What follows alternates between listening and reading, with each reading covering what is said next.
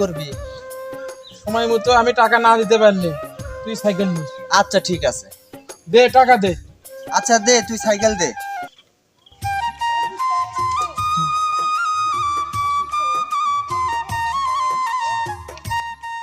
সাইকেলটা একটু যত্ন করে রাখিস। ভাঙ্গা সাইকেল আর কি দেখে শুনে চালামু? এ আসেল এটি আনা আয় তো। ভাই কাঠগুলো ওই জায়গায় সাফ করতেছিলাম, তা কি হয়েছে? এই তুই হাইটে আলি কেন? আমার সাইকেল কই? সাইকেল কালকে বন্ধক রাখছি 500 টাকা।